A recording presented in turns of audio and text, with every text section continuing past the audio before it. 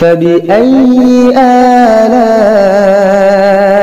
ربكما تكذبان. السلام علیکم ورحمۃ اللہ وبرکاتہ.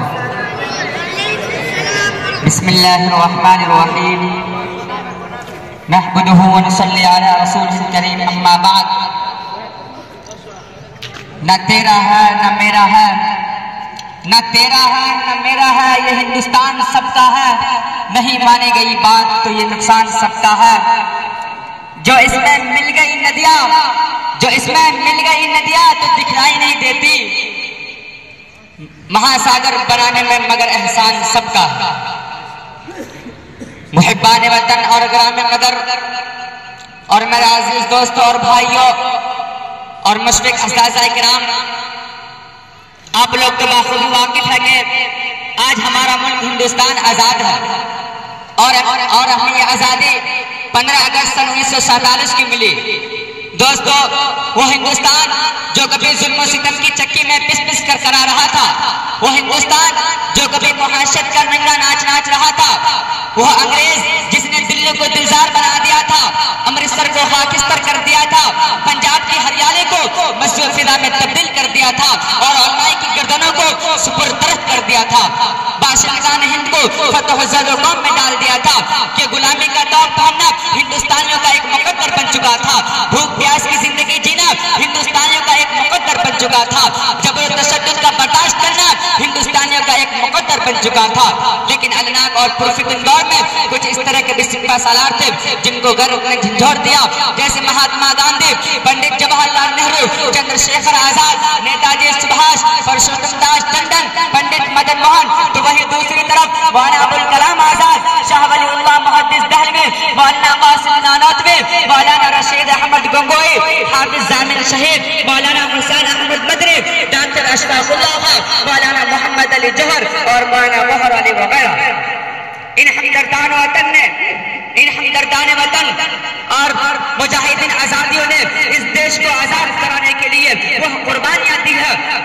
بھارت کی مٹی اس کا گواہ ہے اور تاریخ کے پنوں میں جو موجود ہے اس کو ختم کرنا ناممکن ہے. ہندوستان کے باشندوں، اگر تم اپنے ہندوستان کو پھر سے لہلاتا ہوا دیکھنا چاہتے ہو، اگر تم اپنے ہندوستان کو پھر سے ہنستا کھیلتا ہوا دیکھنا چاہتے ہو، اگر تم اپنے ہندوستان کو پھر سے سونا اور چاندی کی شکل میں دیکھنا چاہتے ہو، اگر تم اپنے ہندوستان کو پھر سے حسین و جمیل دیکھنا چاہتے ہو تو بدل جاؤ اور حالات کے مقابلے کے لیے ڈٹ جاؤ. ہندو مسلم سکھ عیسائی آپس میں بھائی بھائی بن جاؤ. سید برہمن شیخ یادو شیعہ کرسچن سب ایک پلیٹ فارم پر آ جاؤ تو ہندوستان ایک بار پھر سے جنت بن سکتا ہے. کیونکہ ہم ایک ہو جائے تو بن سکتے ہیں خورشید مبین، ورنہ ایک بکھرے ہوئے تاروں سے کیا بات بنے. اس لیے مسلمانوں، تم اپنا قرآن کو پڑھو اور اپنے نبی بزرگان دین اور صحابہ کرام کے نقش قدم پر چلو. اور برادران وطن، تم اپنے ریشمیوں کی باتوں کو ضرور دیکھو، گیتا اور رامائن کو ضرور دیکھو، وید اور اتھر وید کو ضرور دیکھو، رام چندر جی، سیتا، کلی داس، کبیر داس کی باتوں کو ضرور دیکھو. سبوں نے اتحاد اتفاق کا درس دیا ہے، سبوں نے دوستی کا پیغام دیا ہے، گرو نانک جی نے محبت کا پیغام دیا ہے اور سبوں نے مذہب نہیں سکھاتا آپس میں غیر رکھنا، مذہب نہیں سکھاتا آپس میں غیر رکھنا. ہندی ہے، ہم وطن ہے، ہندو ستا ہمارا. اور کہا ہے اگر کوئی نا اتفاقی کا درس دیتا ہے تو وہ کمزور شخص دیتا ہے.